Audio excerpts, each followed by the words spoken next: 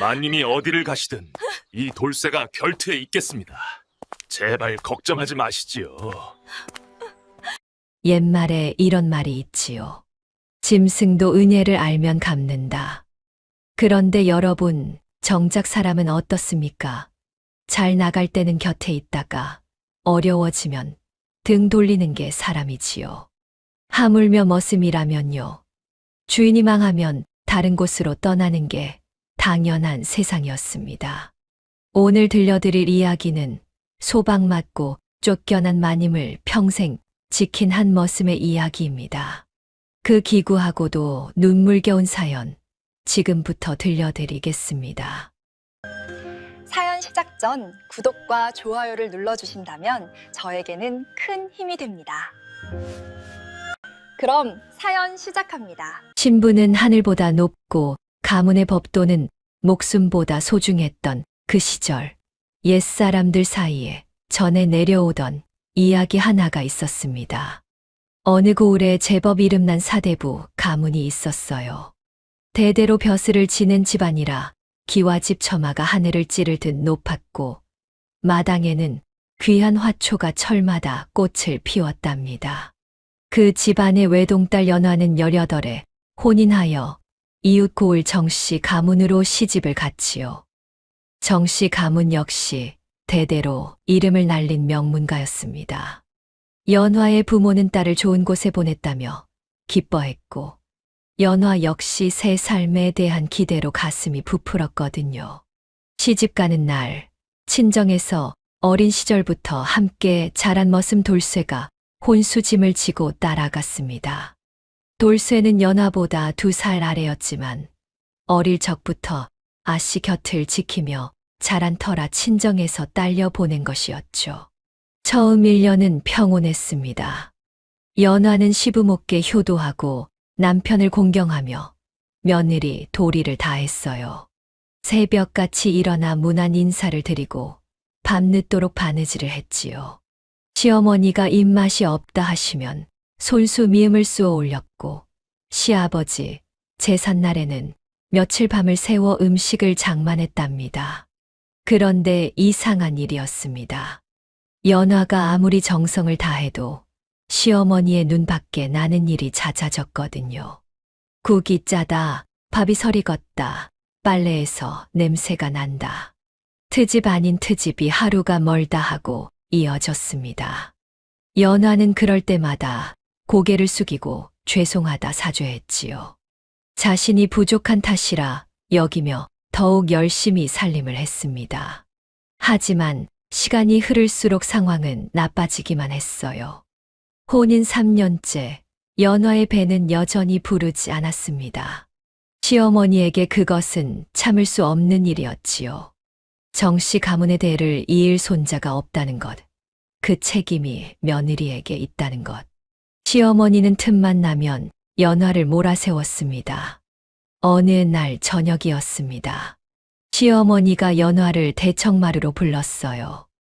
남편과 집안 어른들이 모두 자리한 곳이었지요. 연화는 무슨 일인가 싶어 조심스레 들어섰습니다. 그리고 마루 한가운데 노인종이 한 장을 보았지요. 기별지, 이혼장이었습니다. 3년이 다 되도록 태기가 없으니 이게 어찌 며느리 노릇이란 말이냐? 시어머니의 목소리가 대청마루를 울렸습니다. 연화는 그 자리에 얼어붙었어요. 설마 했던 일이 현실이 된 것이지요. 어머니, 제가 부족한 탓이옵니다. 조금만 더 시간을. 연화가 무릎을 꿇으며 말했습니다. 하지만 시어머니는 냉정했어요. 시간 3년을 기다렸다. 이 이상 무엇을 기다리란 말이냐. 대를 끊으려는 게 아니면 썩 물러가거라. 연화는 남편을 바라보았습니다. 제발 한마디만 해달라고 눈빛으로 애원했지요. 그러나 정서방은 고개를 돌린 채 창밖만 바라보고 있었습니다. 그 옆모습에서 연화는 모든 것을 깨달았어요. 이 사람은 처음부터 자신을 사랑한 적이 없었구나. 아니, 사람으로 여긴 적도 없었구나. 서방님, 연화가 떨리는 목소리로 불렀습니다. 정서방이 천천히 고개를 돌렸어요. 그리고 무표정한 얼굴로 말했지요. 어머니 말씀대로 하시오. 나도 더는 방법이 없소. 그 한마디가 연화의 가슴에 비수처럼 꽂혔습니다. 3년을 함께한 남편이었어요. 같은 이불을 덮고 잠든 밤이 1000일이 넘었지요.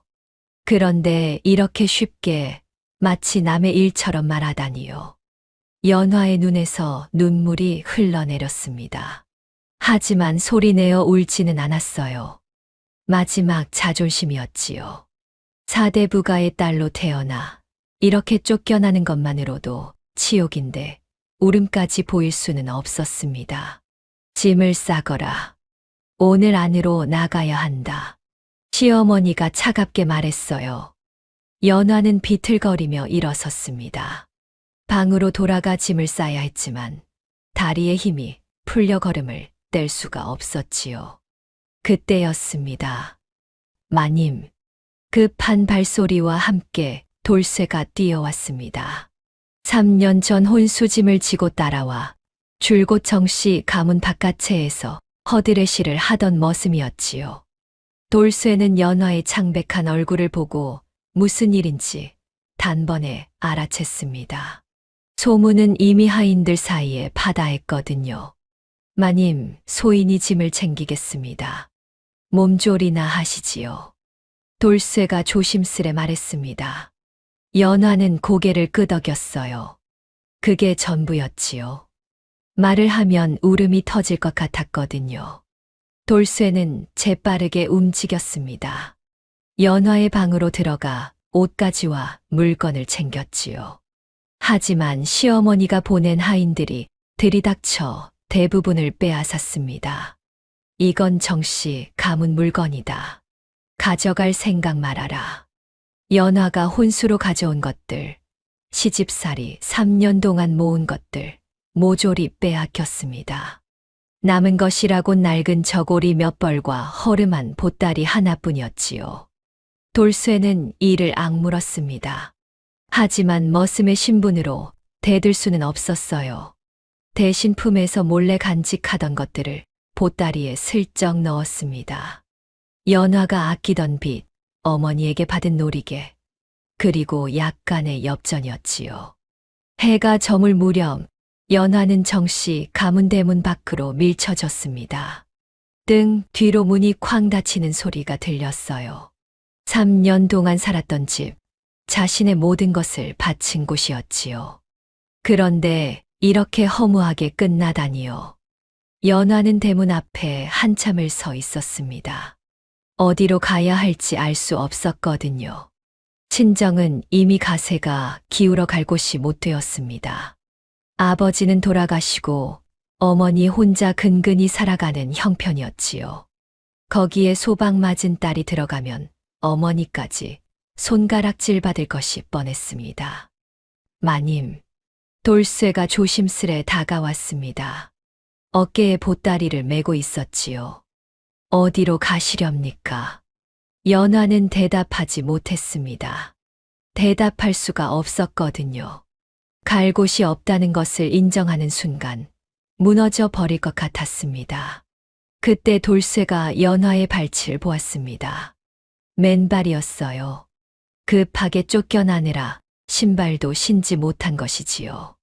클바닥에 선 맨발이 차가운 저녁 공기에 벌겋게 얼어 있었습니다. 돌쇠는 아무 말 없이 자신의 집신을 벗었습니다. 마님, 이거라도 신으시지요. 돌쇠야, 내 신발인데. 소인은 맨발로도 100리를 걸을 수 있습니다. 마님 발이 다치시면 안 되지요. 돌쇠가 연화 앞에 무릎을 꿇었습니다. 그리고 조심스럽게 마치 귀한 보물을 다루듯 연화의 발에 집신을 신겨 주었지요. 연화는 그 모습을 내려다보며 눈물을 흘렸습니다. 3년을 함께한 남편은 손 한 번 잡아주지 않았는데 머슴인 돌쇠가 자신의 신발을 벗어 신기고 있었거든요. 돌쇠야. 연화의 목소리가 떨렸습니다. 소인이 끝까지 모시겠습니다. 돌쇠가 고개를 들어 연화를 바라보았습니다. 눈빛이 단호했어요. 거짓이 없는 진심 어린 눈이었지요. 마님이 어디를 가시든 이 돌쇠가 곁에 있겠습니다. 제발 걱정하지 마시지요. 연화는 한참 동안 말이 없었습니다. 그리고 천천히 고개를 끄덕였지요. 지금 이 순간 자신에게 남은 것은 이 충직한 머슴 하나뿐이었거든요. 어둠이 내려앉은 길 위로 두 사람이 걸음을 옮기기 시작했습니다. 앞서 걷는 연화, 그리고 그 뒤를 묵묵히 따르는 돌쇠.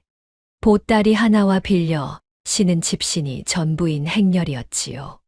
정서방이 던진 이 혼장은 돌쇠의 가슴팍에 구겨져 들어가 있었습니다. 언젠가 이 종이를 던진 자에게 되돌려 줄 날이 오리라. 돌쇠는 속으로 그렇게 다짐했지요. 마님의 눈물을 닦아줄 날이 반드시 오리라고요. 하늘에서 별이 하나둘 떠오르고 있었습니다. 그러나 그 별빛 아래 두 사람의 앞길은 칠흑같이 어두웠지요. 갈 곳 없는 마님과 그 곁을 지키는 머슴. 이 기구한 인연이 어디로 흘러갈지 그 누구도 알지 못했습니다. 다만 한 가지 확실한 것이 있었어요. 돌쇠의 가슴 속에는 마님을 향한 한 가지 마음이 저 별빛보다 더 밝게 타오르고 있었다는 것을요. 그것이 무엇인지는 아직 돌쇠 자신도 몰랐습니다.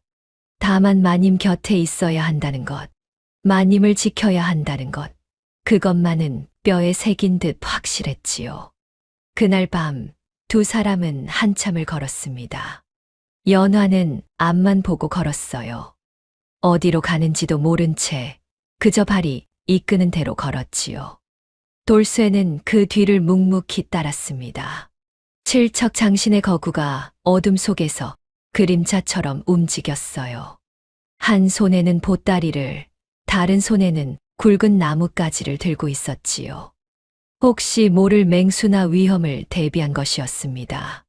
다리 중천에 떠오를 무렵 연화의 걸음이 느려지기 시작했습니다. 더 이상 갈 곳이 없다는 것을 깨달았기 때문이지요. 친정으로 갈 수 없었습니다. 아버지는 3년 전 돌아가셨고 홀로 된 어머니는 작은 초가에서 삭바느질로 근근히 살아가고 있었거든요. 그 가난한 집에 소박 맞은 딸이 들어가면 어머니까지 손가락질 받을 것이 뻔했습니다. 연화가 걸음을 멈췄습니다. 길가에 낡은 산당이 보였어요. 지붕 반쪽이 무너져 내린 오래전 버려진 당집이었지요. 오늘은 여기서 쉬자꾸나. 연화가 힘없이 말했습니다. 돌쇠는 고개를 끄덕이고 재빠르게 움직였어요. 산당 안을 살펴 뱀이나 벌레가 없는지 확인하고 마른 낙엽을 긁어 모아 자리를 깔았지요. 그리고 자신의 겉옷을 벗어 연화에게 내밀었습니다. 마님, 밤이 차갑습니다. 이거라도 덮고 주무시지요. 그럼 넌 어쩌려고? 소희는 괜찮습니다. 타고난 체격이 워낙 건장하여 웬만한 추위쯤은 맨몸으로도 버틸 수 있거든요. 연화는 돌쇠의 옷을 받아들었습니다. 거절할 기력조차 없었거든요. 낙엽 위에 몸을 누이자 하루 종일 참았던 눈물이 흘러내렸습니다. 소리 없이 끝없이 흘렀지요. 돌쇠는 산당 밖에서 보초를 섰습니다. 칠척 거구가 문 앞에 떡 버티고 서니 그 자체로 든든한 성벽 같았어요. 다음 날 아침 연화는 열이 올랐습니다. 하룻밤 사이에 얼굴이 창백해지고 이마가 뜨거웠지요. 연화는 몸을 떨며 헛소리를 했어요. 서방님, 제가 뭘 잘못했나요? 돌쇠는 안절부절 못했습니다. 의원을 불러야 하는데 돈이 없었고 약을 사야 하는데 갈 곳이 없었지요. 마님, 소인이 먹을 것을 구해 오겠습니다. 조금만 기다려 주시지요. 얼마 후 돌쇠가 돌아왔습니다. 손에 밥덩이 하나를 들고 있었지요. 어디서 어떻게 구했는지는 말하지 않았습니다. 연화는 여전히 누워 있었습니다. 열은 조금 내렸지만 얼굴이 창백하고 입술이 바짝 말라 있었지요. 마님, 밥을 구해왔습니다. 조금만 드시지요. 돌쇠가 조심스레 연화를 일으켜 세웠습니다. 칠척 허구의 손이 마님을 붙드는 모습이 어찌나 조심스럽던지 마치 깨지기 쉬운 보물을 다루는 것 같았어요. 연화는 눈을 떴습니다. 그리고 돌쇠의 얼굴을 보았지요. 어딘가 풀이 죽어 있었거든요. 돌쇠야, 무슨 일 있었느냐? 아, 아무 일도 아닙니다. 괜찮습니다. 돌쇠가 어색하게 웃었습니다. 연화는 알았어요. 이 우직한 머슴이 자신을 위해 무슨 일을 겪었는지를요. 연화의 눈에서 눈물이 흘렀습니다. 밥덩이를 쥔 손이 부들부들 떨렸지요. 3년 동안 시댁에서 사내 진미를 먹었습니다. 비단 이불을 덮고 기와집에서 살았지요. 그런데 남편은 단 한 번도 자신을 위해 무언가를 해준 적이 없었어요. 그런데 지금 머슴 신분의 돌쇠가 온 장터에서 망신을 당하며 밥 한 덩이를 구해왔습니다. 수모를 겪고도 마님 앞에서는 아무 일 없다고 둘러댔지요. 연화는 밥을 삼키며 울었습니다. 사대부가의 자존심 따위는 이미 먼지가 되어 날아갔습니다. 마님, 조금 나아지셨습니까? 응, 고맙다, 돌쇠야. 연화는 돌쇠를 바라보았습니다. 이 우직한 머슴, 어릴 적부터 자신의 곁을 지켜온 사내를요. 그리고 문득 궁금해졌지요. 돌쇠야. 예, 마님. 넌 왜 나를 따라왔느냐? 돌쇠가 멈칫했습니다. 잠시 생각하는 듯 하더니 천천히 입을 열었지요. 소인이 어릴 적 대감마님의 귀한 도자기를 깨트린 적이 있습니다. 연화의 눈빛이 흔들렸습니다. 돌쇠는 말을 멈췄습니다. 눈가가 붉어지더니 고개를 숙였지요. 그때 아씨께서 소인을 살려주셨습니다. 그 은혜를 소인은 평생 잊은 적이 없습니다. 연화의 눈빛이 흔들렸습니다. 희미하게 떠오르는 기억이 있었어요. 하지만 돌쇠는 더 이상 말하지 않았지요. 돌쇠가 연화 앞에 무릎을 꿇었습니다. 칠척 거구가 작은 여인 앞에 고개를 숙였지요. 마님, 소인은 갚을 것이 있습니다.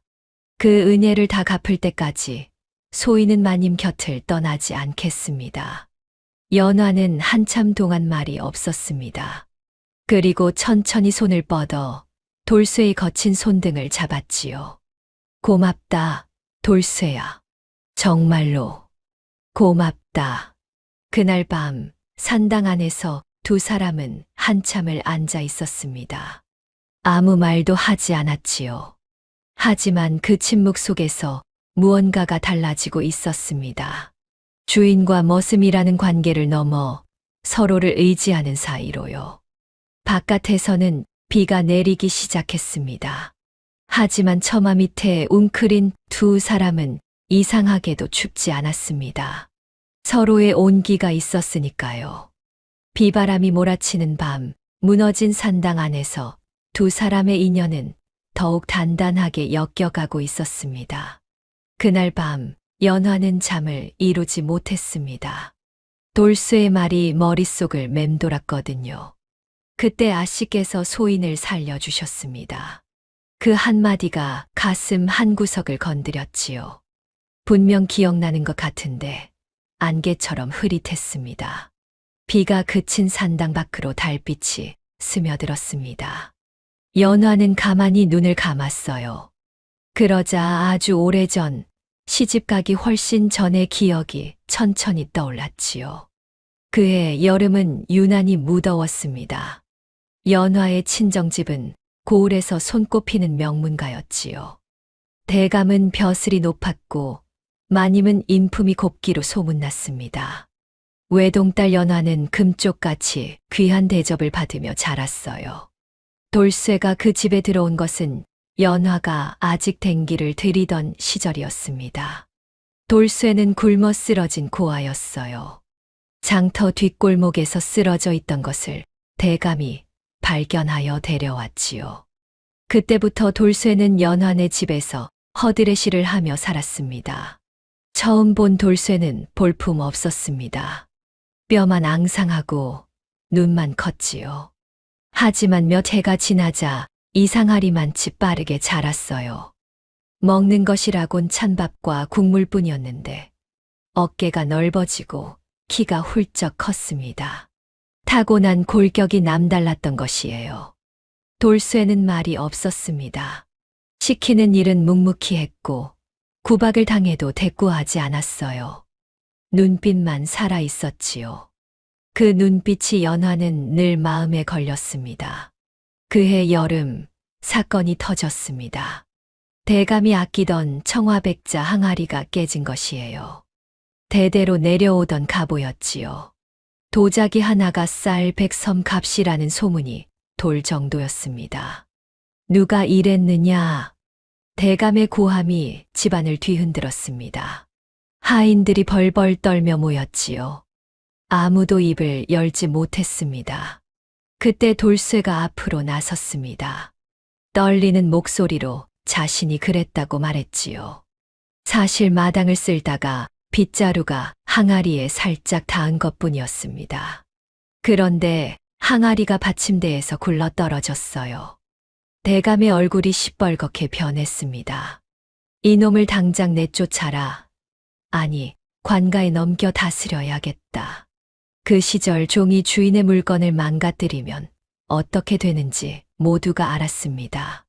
쫓겨나거나 팔려나가거나 관가에 넘겨지거나 돌쇠에게 그 어떤 것도 감당할 수 없는 일이었지요. 돌쇠는 마당 한복판에 무릎을 꿇었습니다. 몸이 부들부들 떨렸어요. 하지만 울지는 않았지요. 울어봤자 소용없다는 것을 이미 알고 있었거든요. 그때였습니다. 아버지, 연화가 방에서 뛰어나왔습니다. 모두의 시선이 아씨에게 쏠렸지요. 연화는 대감 앞에 무릎을 꿇으며 말했습니다. 그 항아리는 자신이 깬 것이라고요. 어젯밤 잠이 오지 않아 마당을 거닐다가 실수로 건드렸다고요. 대감이 멈칫했습니다. 금쪽 같은 외동딸이 무릎 꿇은 모습에 화가 순식간에 사그라들었지요. 에휴, 깨진 건 어쩔 수 없고 다음부턴 조심해라. 대감이 돌아서며 손을 내저었습니다. 다들 흩어지라고 오늘 일은 없던 걸로 하겠다고요. 하인들이 물러갔습니다. 마당에는 연화와 돌쇠만 남았지요. 돌쇠는 여전히 무릎을 꿇은 채 멍하니 연화를 올려다보고 있었습니다. 무슨 일이 벌어진 건지 이해가 되지 않았거든요. 연화가 돌쇠에게 다가왔습니다. 일어나라고 했지요. 돌쇠는 비틀거리며 일어섰습니다. 다리에 힘이 풀려 제대로 서지도 못했어요. 연화가 물었습니다. 밥은 먹었느냐고요. 돌쇠는 멍하니 연화를 바라보았습니다. 뜻밖의 질문이었거든요. 고개를 저었지요. 아침부터 아무것도 먹지 못했습니다. 따라와. 연화가 앞장서서 걸었습니다. 돌쇠는 영문도 모른 채 뒤를 따랐지요. 연화가 돌쇠를 데려간 곳은 부엌 뒤편 광이었습니다. 아무도 오지 않는 구석진 곳이었지요. 연화가 잠시 사라졌다가 손에 무언가를 들고 돌아왔습니다. 보리 주먹밥 하나와 종이에 쌓인 조그만 무언가. 연화가 주먹밥을 내밀었습니다. 허겁지겁 먹지 말고 천천히 먹으라고 체하면 안 된다고 했지요. 돌쇠는 난생 처음 들어보는 말투였어요. 지금껏 이놈, 저놈 소리만 들으며 살았거든요. 돌쇠가 주먹밥을 한 입 빼어 물었습니다. 보리밥이었지만 따뜻했어요. 눈물이 주르르 흘러내렸습니다. 왜 우는지 자기도 몰랐지요. 그냥 눈물이 났습니다. 연화는 아무 말 없이 지켜보았습니다. 돌쇠가 주먹밥을 다 먹었을 때 연화가 종이에 쌓인 것을 내밀었지요. 돌쇠가 종이를 펼쳤습니다. 노르스름한 빛깔에 동그란 것이 들어 있었어요. 약과였습니다. 돌쇠는 약과라는 것을 본 적도 없었어요. 귀한 집 아씨나 먹는 것이라는 건 어렴풋이 알았지만 실물은 처음이었습니다. 연화가 먹어보라고 했습니다. 돌쇠가 조심스레 약과를 집어들었어요. 한 입 빼어 물었지요. 달았습니다. 세상에 이렇게 단 것이 있다는 걸 돌쇠는 몰랐어요. 혀끝에서 녹아내리는 그 맛이 마치 다른 세상에 온 것 같았지요. 눈물이 또 흘러내렸습니다. 연화가 빙그레 웃었습니다. 맛있냐고 물었지요. 돌쇠가 고개를 끄덕였습니다. 말이 나오지 않았어요. 약과를 씹으며 훌쩍훌쩍 울기만 했지요. 연화가 돌쇠 옆에 쪼그려 앉았습니다. 아씨와 종놈이 광 뒤편 구석에 나란히 앉은 모습이었지요. 돌쇠야. 돌쇠가 고개를 들었습니다. 넌 짐승이 아니야. 넌 내 사람이야. 알겠지? 돌쇠는 그 말의 뜻을 완전히 이해하지 못했습니다. 하지만 가슴 한가운데가 뜨거워지는 것을 느꼈어요. 태어나서 처음으로 누군가에게 사람 취급을 받은 순간이었지요. 돌쇠가 물었습니다. 아씨가 소인 대신 거짓말하셔서 혼나셨을 텐데 왜 살려주셨습니까? 연화가 잠시 생각하더니 대답했습니다. 그냥 내가 무릎 꿇고 떨고 있는 게 불쌍해서. 단순한 대답이었습니다. 하지만 돌쇠에게는 세상 전부와도 바꿀 수 없는 말이었지요. 돌쇠가 연화 앞에 납작 엎드렸습니다. 평생 아씨를 잊지 않겠다고 했지요. 연화가 피식 웃었습니다. 뭘 그렇게까지 하느냐며 일어나라고 했어요. 누가 보면 이상하게 생각한다고요. 돌쇠가 일어섰습니다. 연화가 먼저 광을 나섰지요. 돌쇠는 그 뒷모습을 한참 바라보았습니다. 저 분을 위해서라면 무엇이든 하겠다. 그 다짐이 돌쇠의 가슴에 깊이 새겨졌습니다. 산당 안에서 연화가 눈을 떴습니다. 회상에서 빠져나온 것이지요. 그제야 모든 것이 선명하게 기억났습니다. 그날의 약과, 그날의 햇살, 그리고 눈물 범벅이 된 돌쇠의 얼굴까지요. 연화는 고개를 돌렸습니다. 산당 문 앞에 돌쇠가 앉아 있었어요. 밤새 보초를 선 모양이었지요. 칠척 거구가 문지방에 기대 앉은 모습이 우스꽝스러우면서도 마음이 아팠습니다. 그때의 앙상했던 아이가 저렇게 큰 사내가 되었구나. 그리고 여전히 나를 지키고 있구나. 연화의 눈에서 눈물이 흘러내렸습니다. 소리 없이 조용히요. 그날 건넨 약과 한 알이 이 사내의 평생을 바꿔놓았다는 것을 연화는 이제야 깨달았습니다. 그리고 생각했지요. 나도 이 사람에게 빚진 것이 있다. 언젠가 반드시 갚아야 할 빚이. 며칠이 지났습니다. 연화의 열은 내렸지만 갈 곳이 없는 건 여전했지요. 산당에서 하루하루 버티는 것이 고작이었습니다. 돌쇠는 날마다 장터와 마을을 돌아다니며 품삯이라도 벌어왔어요. 칠척 장신의 거구가 힘쓰는 일이라면 뭐든 했지요. 쌀가마 나르기, 땔감 패기, 짐 운반하기. 하루 종일 일해도 푼돈밖에 되지 않았지만 그 돈으로 마님의 끼니를 이었습니다. 연화는 그런 돌쇠가 안쓰러웠습니다. 하지만 지금은 그의 도움 없이는 하루도 살 수 없는 처지였지요. 사대부가의 딸이라는 자존심은 이미 버린 지 오래였습니다. 어느 날이었습니다. 돌쇠가 장터에서 돌아오는 길에 산길 쪽에서 이상한 소리를 들었어요. 고함 소리와 말발굽 소리가 뒤섞여 들려왔지요. 돌쇠가 걸음을 멈췄습니다. 그리고 소리가 나는 쪽으로 조심스레 다가갔어요. 산길 한복판에서 마차 한 대가 멈춰 서 있었습니다. 그리고 그 주위를 험상궂은 자들이 에워싸고 있었지요. 도적대였습니다. 5명은 되어 보였어요. 마차 안에서 중년 사내 하나가 끌려 나왔습니다. 비단 옷을 입고 있었지만 얼굴이 사색이 되어 있었지요. 짐꾼으로 보이는 자들은 이미 도망친 모양이었습니다. 이놈이 팔도를 돌아다니며 돈을 긁어모은 강거상이라지. 도적 두목으로 보이는 자가 비웃었습니다.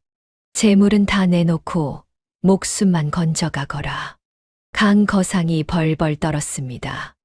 아무리 돈이 많아도 산길에서 도적을 만나면 소용이 없었지요. 돌쇠는 나무 뒤에 숨어 그 광경을 지켜보았습니다. 나설까 말까 망설였어요.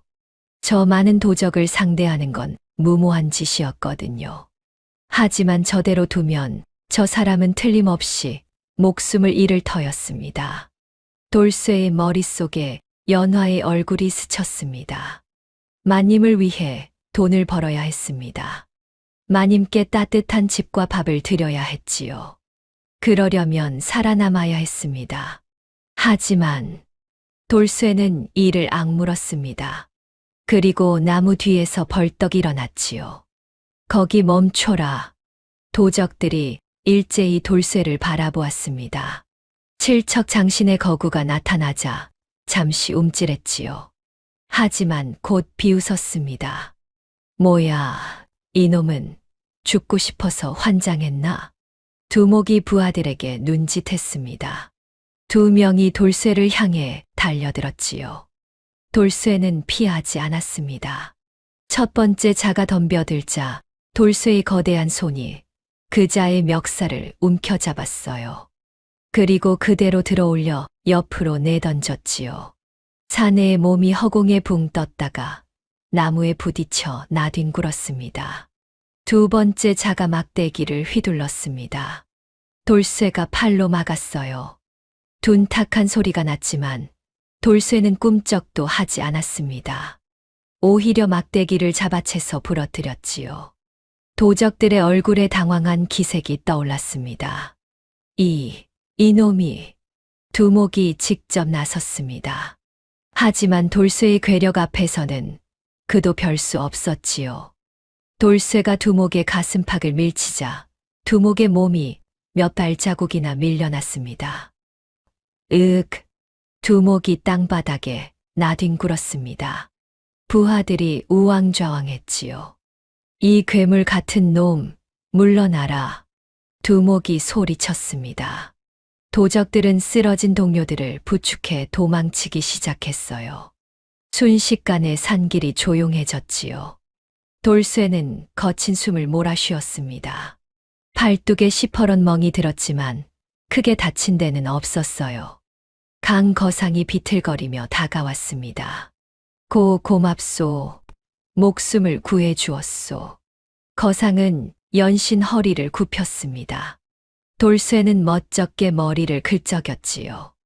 괜찮으십니까, 나리? 덕분에 살았소. 이 은혜를 어찌 갚아야 할지. 거상이 품에서 돈주머니를 꺼냈습니다. 묵직해 보였지요. 이건 사례금이요. 받아주시오. 돌쇠는 돈주머니를 바라보았습니다. 저 돈이면 마님과 한동안 편히 살 수 있을 터였지요.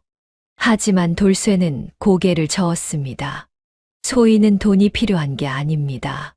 그럼 무엇을 원하시오? 돌쇠가 잠시 망설였습니다. 그리고 입을 열었지요. 소인에게는 모시는 분이 계십니다. 사정이 있어 지금은 갈 곳이 없는 처지시지요.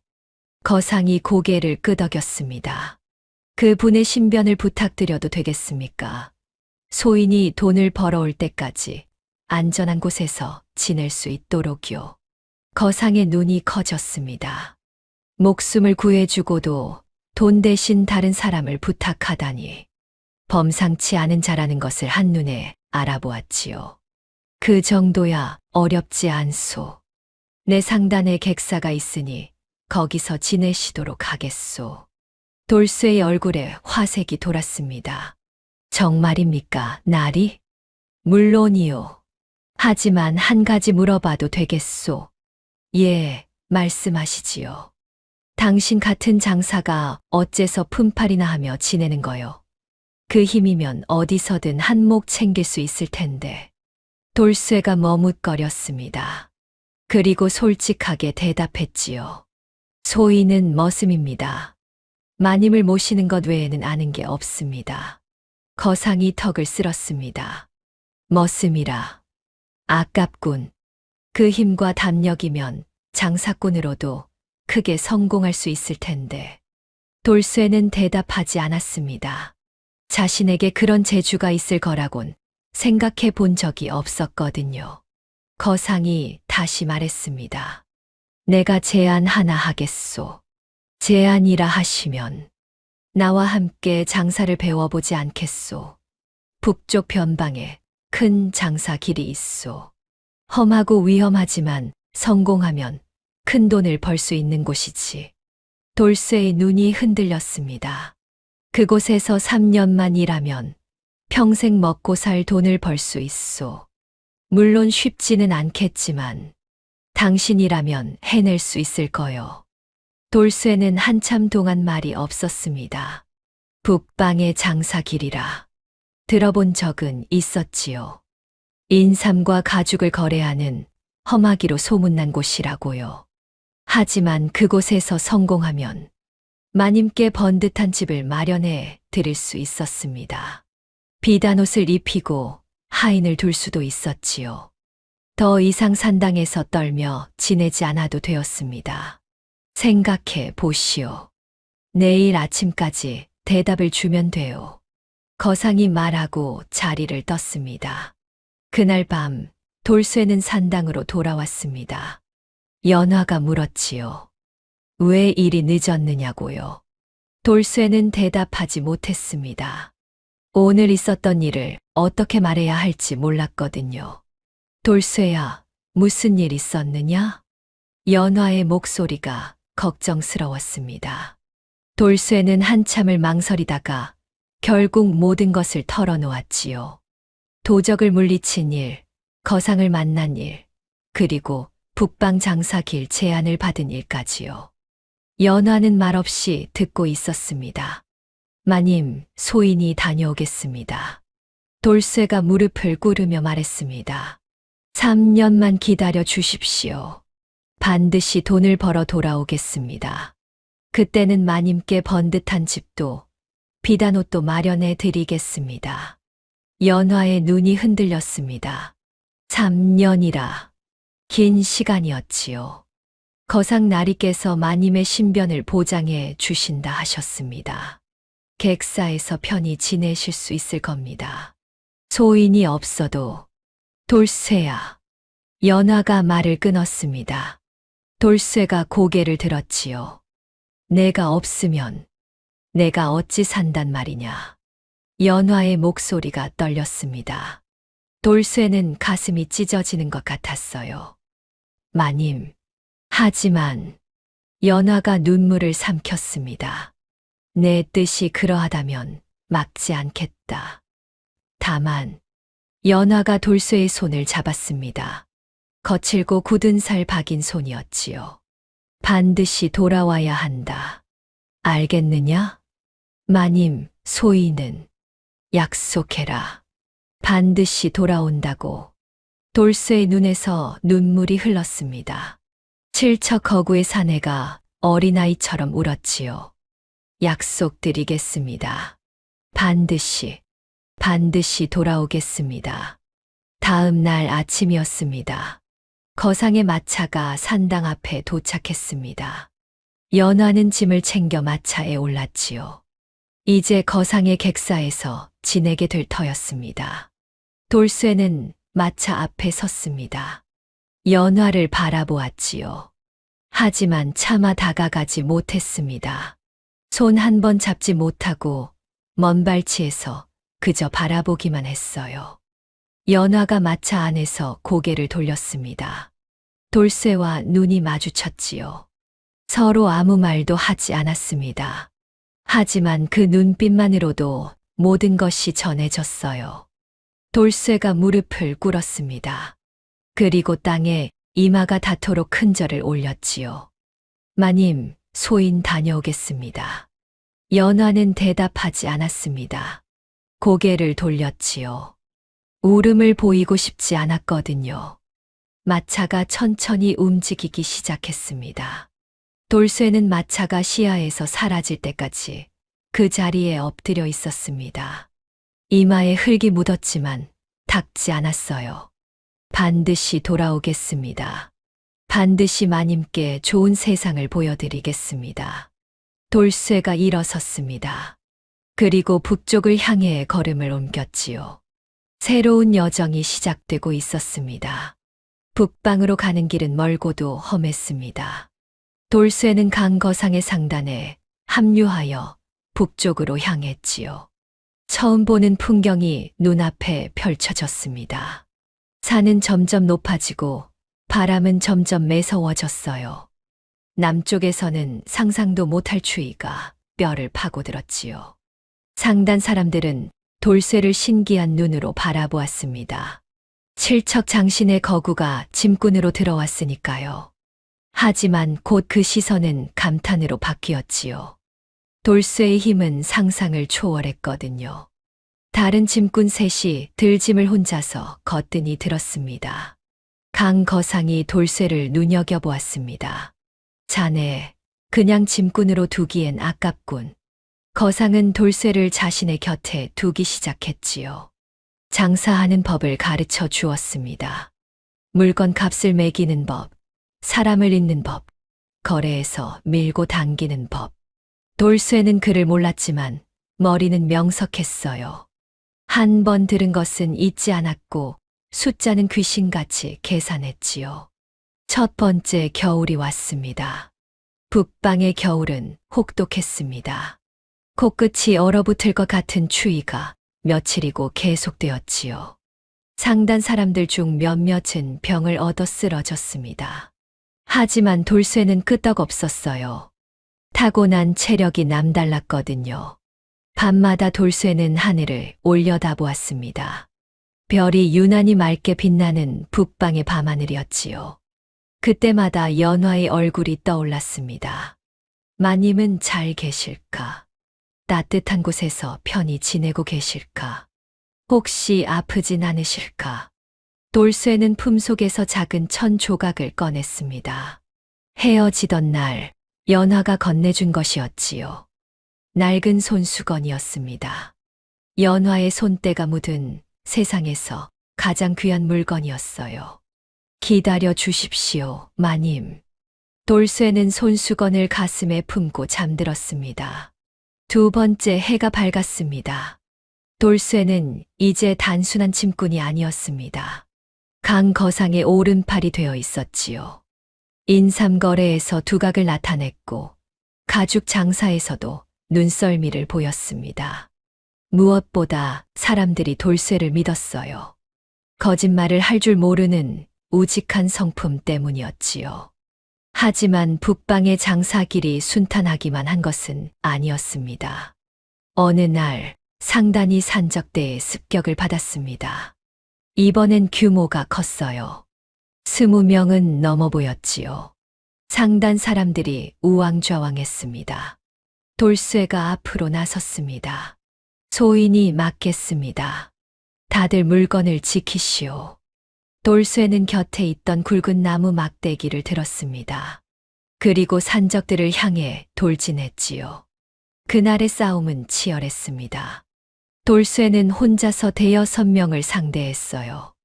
막대기가 부러지자 맨손으로 싸웠지요. 돌쇠가 밀쳐내는 곳마다 산적들이 나가 떨어졌습니다. 하지만 돌쇠도 무적은 아니었습니다. 몸 여기저기가 욱신거렸지요. 그래도 물러서지 않았습니다. 마님을 생각하면 물러설 수 없었거든요. 결국 산적들이 먼저 도망쳤습니다. 돌쇠는 지친 몸을 이끌고 그 자리에 털썩 주저앉았지요. 강 거상이 달려왔습니다. 돌쇠, 괜찮은가? 예, 괜찮습니다.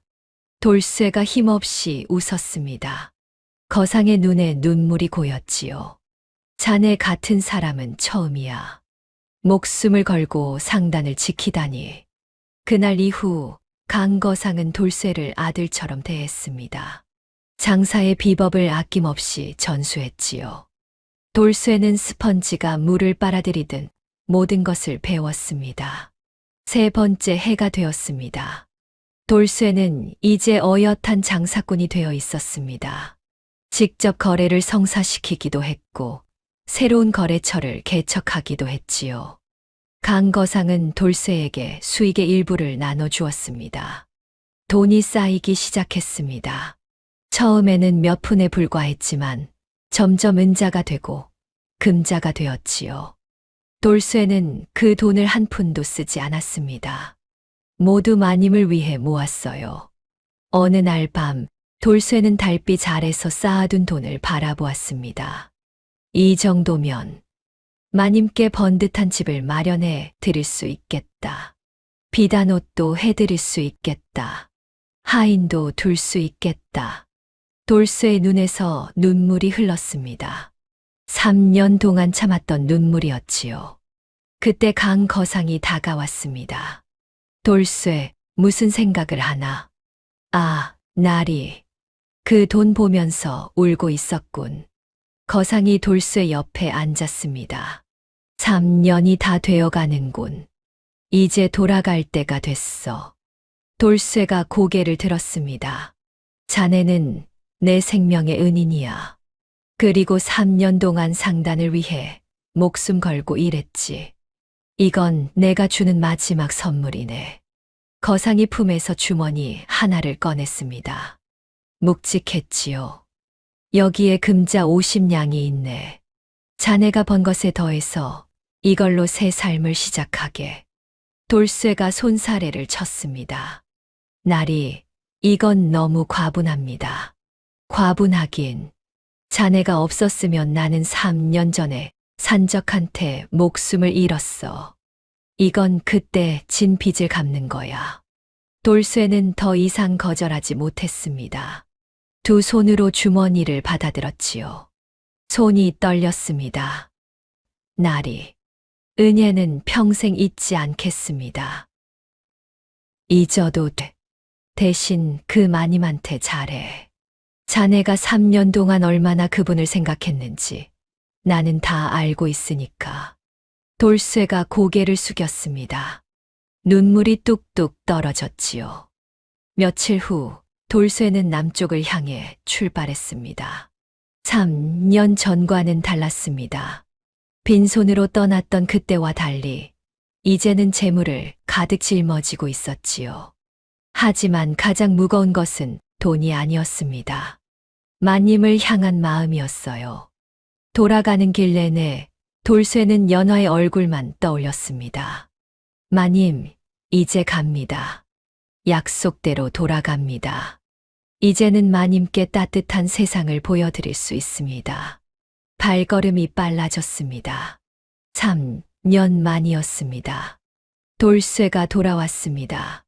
강 거상의 객사에 도착했을 때 연화는 마당에서 빨래를 널고 있었어요. 3년 전과 달라진 게 없었습니다. 여전히 수수한 옷차림에 여전히 고운 얼굴이었지요. 다만 눈가에 수심이 깊어진 것만 달랐습니다. 돌쇠는 대문 앞에 서서 한참을 바라보았습니다. 가슴이 터질 것 같았어요. 3년 동안 그리워했던 얼굴이 저기 있었거든요. 마님, 돌쇠가 낮게 불렀습니다. 연화가 고개를 돌렸지요. 그리고 멈췄습니다. 돌, 쇠, 연화의 눈이 휘둥그레졌습니다. 빨래를 든 손이 덜덜 떨렸지요. 돌쇠가 천천히 다가왔습니다. 3년 전보다 더 건장해진 체구, 햇볕에 그을린 얼굴, 그리고 여전히 우직한 눈빛이었어요. 소인 돌아왔습니다. 돌쇠가 무릎을 꿇었습니다. 연화의 앞에 납작 엎드렸지요. 약속대로 돌아왔습니다, 마님. 연화의 눈에서 눈물이 쏟아졌습니다. 손에 들린 빨래가 바닥에 떨어졌지요. 3년을 기다렸습니다. 혹시 못 돌아오면 어쩌나, 혹시 북방에서 무슨 일이 생기면 어쩌나. 매일 밤 걱정하며 잠들었어요. 그런데 이렇게 멀쩡히 돌아왔습니다. 이 바보야. 연화가 울먹였습니다. 3년이 뭐냐. 3년이. 돌쇠도 울었습니다. 칠척거구의 사내가 마님 앞에서 어린아이처럼 훌쩍였지요. 그렇게 두 사람의 재회가 이루어졌습니다. 며칠 후 돌쇠는 연화를 데리고 친정마을로 향했습니다. 연화의 친정집은 이미 남의 손에 넘어간 지 오래였지요. 가세가 기울어 팔린 것이었습니다. 어머니는 몇 년 전 병으로 돌아가셨고 집은 낯선 사람이 살고 있었어요. 돌쇠는 그 집을 찾아갔습니다. 그리고 주인에게 말했지요. 이 집을 사고 싶소. 주인이 돌쇠를 위아래로 훑어보았습니다. 허름한 옷차림이었지만 눈빛이 범상치 않았거든요. 얼마를 내겠소? 돌쇠가 품에서 돈주머니를 꺼냈습니다. 주인의 눈이 휘둥그레졌지요. 금자가 가득했거든요. 거래는 금방 성사되었습니다. 연화가 어린 시절을 보낸 집이 다시 연화의 것이 되었지요. 연화는 대문 앞에 서서 한참을 바라보았습니다. 눈물이 흘렀어요. 다시는 돌아오지 못할 줄 알았던 곳이었거든요. 마님, 이제 이 집이 마님 것입니다. 돌쇠가 조용히 말했습니다. 연화는 대답하지 못했어요. 그저 울기만 했지요. 돌쇠는 거기서 멈추지 않았습니다. 집을 고치고 하인을 들이고 살림을 갖추었지요. 그리고 마을 한쪽에 작은 상단을 차렸습니다. 마님의 이름을 딴 연화상단이었지요. 돌쇠는 자신의 이름보다 마님의 이름이 앞에 서야 한다고 생각했거든요. 거창한 이름은 아니었지만 북방에서 배운 장사 실력은 녹슬지 않았습니다. 상단은 빠르게 자리를 잡았습니다. 인삼과 가죽, 그리고 북방의 귀한 물건들을 거래했지요. 돌쇠의 정직함과 우직함은 금세 소문이 났습니다. 거래처들이 하나둘 늘어났어요. 돈이 들어오기 시작했습니다. 돌쇠는 그 돈으로 연화에게 비단옷을 해 입혔습니다. 제일 좋은 비단, 제일 고운 색으로요. 연화가 처음으로 비단옷을 입던 날, 돌쇠는 멀찍이 서서 바라보았습니다. 아름다웠습니다. 3년 전 산당에서 떨고 있던 마님이 아니었어요. 당당하고 우아한 모습이었지요. 원래 있어야 할 자리에 돌아온 것 같았습니다. 마님, 잘 어울리십니다. 돌쇠가 말했습니다. 연화가 빙그레 웃었지요. 네, 덕분이다. 돌쇠야. 소문은 빠르게 퍼졌습니다. 소방 맞고 쫓겨난 연화가 큰 부자가 되어 돌아왔다는 소문이었지요. 친정집을 되찾고 상단까지 차렸다는 이야기가 온 고을에 퍼졌습니다. 그 소문은 시댁에도 닿았습니다. 어느 날 뜻밖의 손님이 찾아왔습니다. 대문 앞에 가마 하나가 멈춰섰지요. 가마에서 내린 사람은 다름 아닌 옛 시어머니였습니다. 그리고 그 뒤에는 정서방이 서 있었어요. 3년 전 연화를 내쫓았던 바로 그 사람들이었지요. 연화의 얼굴이 굳어졌습니다. 시어머니가 능글맞게 웃으며 다가왔습니다. 아이고, 우리 며느리. 그동안 얼마나 고생이 많았소. 듣자 하니 크게 성공했다면서. 역시 우리 집안 며느리는 달라. 연화는 대답하지 않았습니다. 시어머니가 계속 말했지요. 이제 다시 우리 집으로 돌아오면 어떻겠소. 지난 일은 다 잊고 예전처럼 지내자꾸나. 뻔뻔한 소리였습니다. 3년 전 맨발로 쫓아낸 것은 잊었는지요. 이혼장을 내밀며 대를 끊으려 한다고 호통친 것은 잊었는지요. 연화가 입을 열려는 순간 돌쇠가 앞으로 나섰습니다. 여긴 마님 댁이요. 돌쇠의 목소리가 낮고 단호했습니다. 시어머니가 돌쇠를 올려다보았지요. 칠척 거구가 대문을 가로막고 서 있었습니다. 허락 없이 들어올 수 없소. 이은 3년 전 마님을 맨발로 내쫓은 것 잊으셨소? 돌쇠의 눈빛이 차가웠습니다. 시어머니가 움찔했지요. 그때는 기별지를 던지며 다시는 보지 말자 하셨소. 그러니 지금도 그 약속 지키시오. 다시는 마님 앞에 얼씬거리지 마시오. 시어머니의 얼굴이 시뻘겋게 달아올랐습니다. 이놈이 감히 소인은 마님 허락 없이는 파리 한 마리도 들이지 않겠소. 돌아가시오. 정서방이 앞으로 나섰습니다. 이봐, 넌 머슴 주제에. 머슴이 어째소? 돌쇠가 정서방을 똑바로 바라보았습니다. 정서방이 그 눈빛에 기가 눌렸지요. 소인은 머슴이요. 하지만 마님을 버린 당신보다는 낫다고 생각하오. 정서방의 얼굴이 창백해졌습니다. 아무 말도 못했지요. 돌아가시오. 2번 말하지 않겠소. 돌쇠가 대문을 닫았습니다. 쾅 소리가 울렸지요. 대문 밖에서 시어머니의 고함 소리가 들렸지만 돌쇠는 꿈쩍도 하지 않았습니다. 한참 후에야 발걸음 소리가 멀어졌지요. 연화가 돌쇠를 바라보았습니다. 돌쇠야, 죄송합니다, 마님. 소인이 주제넘게. 아니, 연화가 고개를 저었습니다. 눈에 눈물이 고여 있었지요. 고맙다. 정말로 고맙다. 3년 전에 한이 풀리는 것 같았습니다. 맨발로 쫓겨나던 그날의 치욕이 오늘 조금은 씻긴 것 같았지요. 그날 밤 연화는 돌쇠를 불렀습니다. 돌쇠야, 잠깐 이리 오너라. 돌쇠가 다가왔습니다. 연화가 돌쇠의 손을 잡았지요.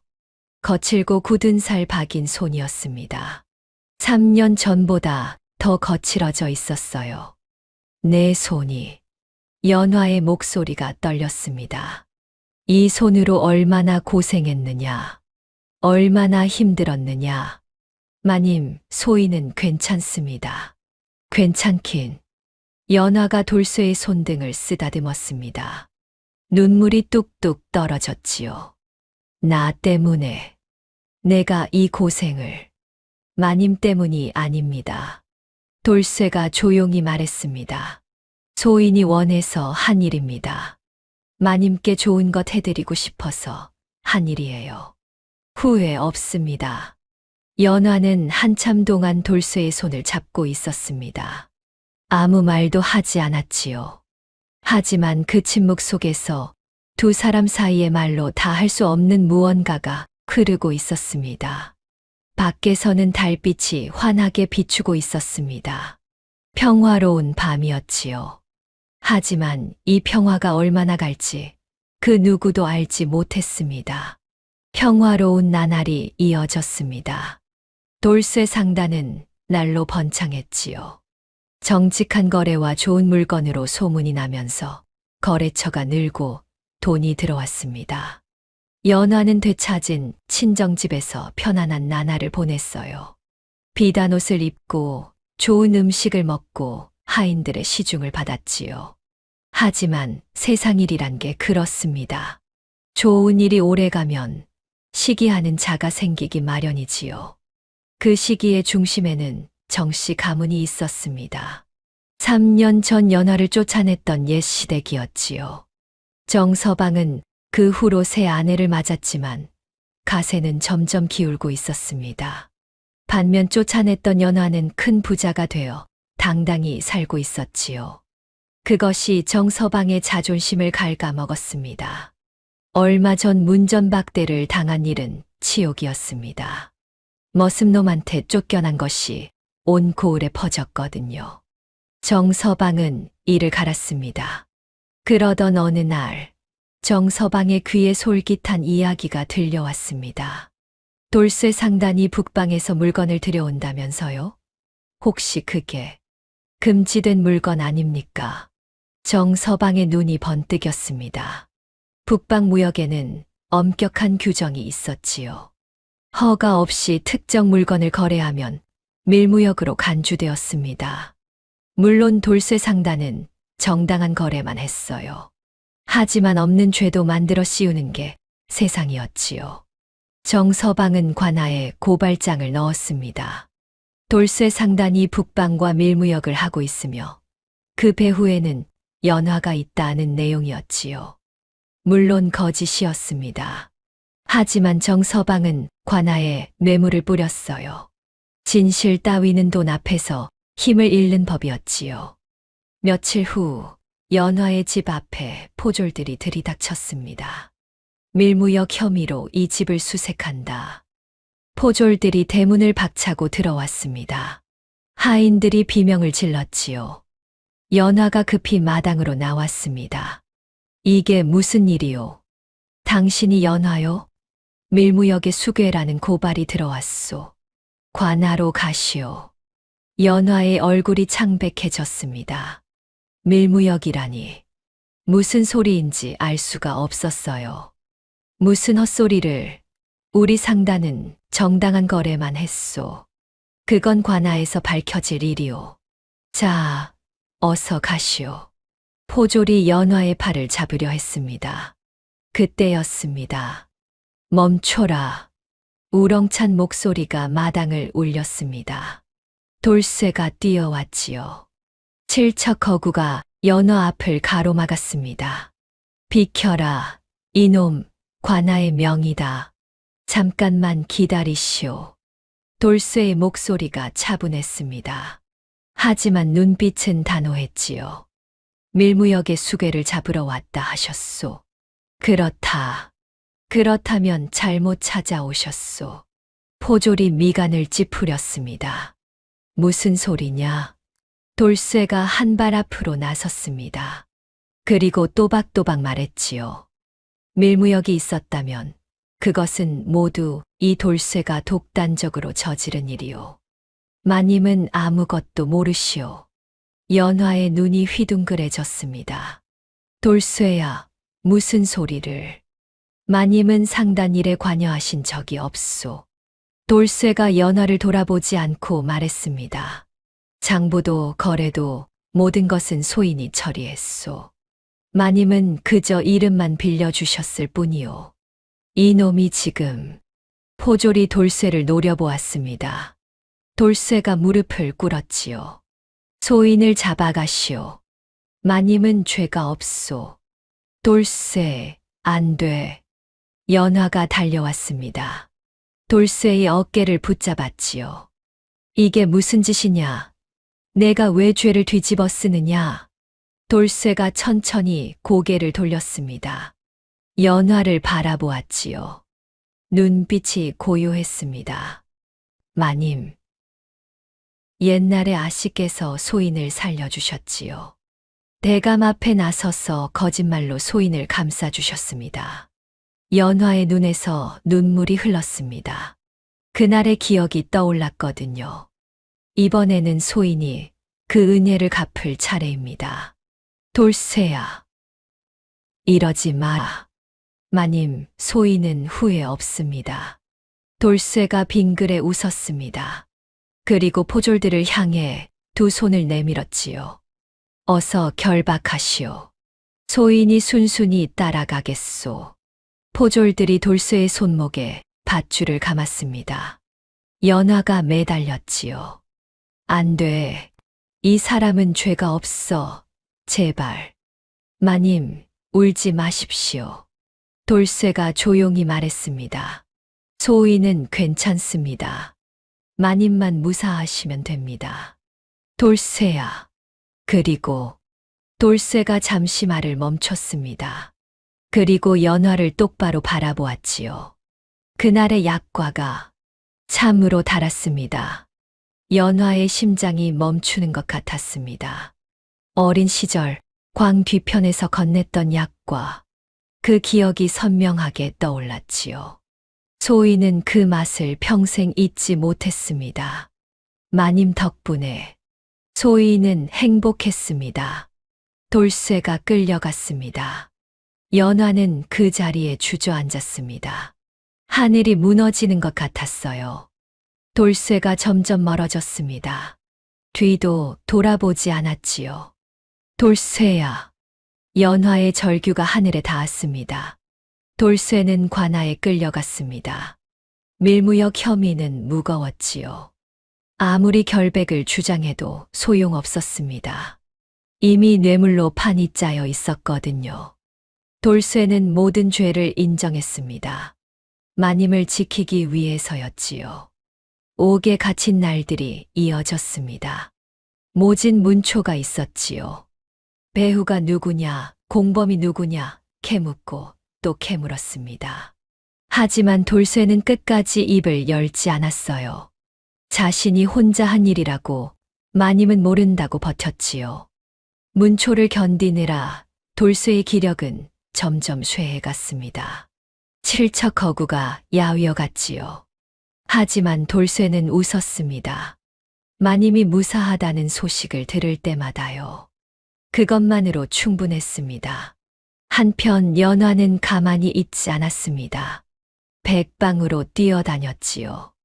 돌쇠의 결백을 증명하기 위해 증거를 모았습니다. 상단의 장부를 들고 관아를 찾아갔어요. 모든 거래가 정당했다는 것을 보여주었지요. 하지만 벽은 높았습니다. 뇌물로 눈이 먼 관리들은 증거를 무시했거든요. 연화는 포기하지 않았습니다. 더 높은 곳으로 갔지요. 가명의 억울함을 호소했습니다. 강 거상에게도 도움을 청했어요. 강 거상은 자신의 인맥을 동원해 연화를 도왔습니다. 마침내 진실이 밝혀지기 시작했습니다. 정서방의 거짓 고발이 드러났지요.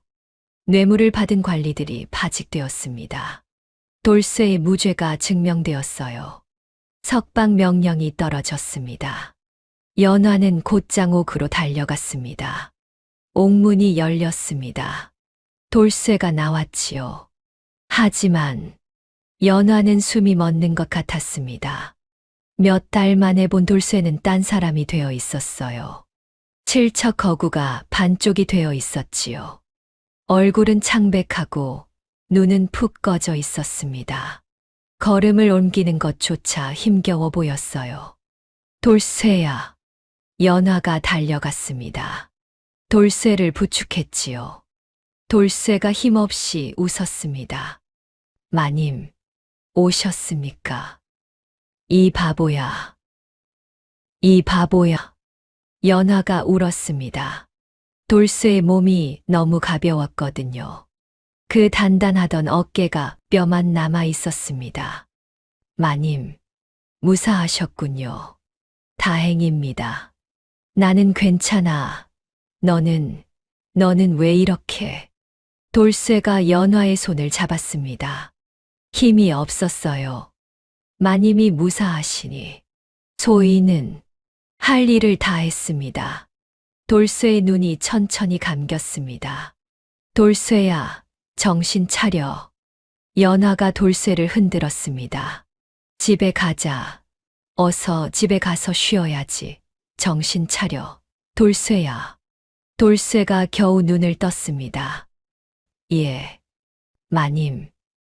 집에 가지요.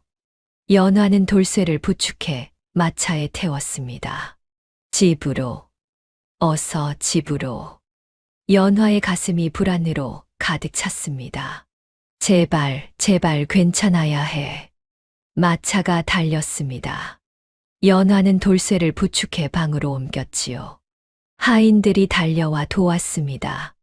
가장 따뜻한 방에 이불을 깔고 돌쇠를 눕혔어요. 의원을 불러라. 어서. 연화가 소리쳤습니다. 하인이 급히 뛰어나갔지요. 돌쇠는 이불 위에 누워 천장을 바라보았습니다. 눈빛이 흐릿했어요. 하지만 입가에는 미소가 떠올라 있었지요. 마님, 말하지 마. 힘 빼지 말고 가만히 있어. 연화가 돌쇠의 손을 꽉 잡았습니다. 차가웠어요. 그 크고 거칠던 손이 이렇게 차갑고 여위었습니다. 의원이 곧 올 거야. 조금만 참아. 돌쇠는 대답 대신 희미하게 웃었습니다. 마님이 무사하다는 것, 그것만으로 충분했거든요. 의원이 도착했습니다. 진맥을 하고 침을 놓고 약을 다렸지요. 하지만 의원의 얼굴은 어두웠습니다. 기력이 너무 쇠했습니다. 손 쓸 수가. 연화의 얼굴이 새하얘졌습니다. 무슨 소리요? 다시 해보시오. 마님, 저도 최선을 다하고 있습니다만. 의원이 고개를 숙였습니다. 연화는 그 자리에 주저앉았지요. 안 돼. 안 돼. 이럴 순 없어. 밤이 깊어갔습니다. 연화는 돌쇠 곁을 떠나지 않았습니다. 손을 잡고 얼굴을 쓰다듬고 이름을 불렀지요. 돌쇠야, 정신 차려. 제발. 돌쇠가 천천히 눈을 떴습니다. 연화를 바라보았지요. 눈빛이 맑았습니다. 마님, 손 좀 잡아주십시오. 연화가 돌쇠의 손을 두 손으로 꽉 잡았습니다. 돌쇠가 희미하게 웃었지요. 따뜻합니다. 마님 손이 참 따뜻합니다. 연화의 눈에서 눈물이 멈추지 않았습니다. 돌쇠야, 제발 이러지 마. 내가 없으면 나는 어떡해. 마님은 강한 분입니다. 소인 없이도 잘 사실 수 있습니다.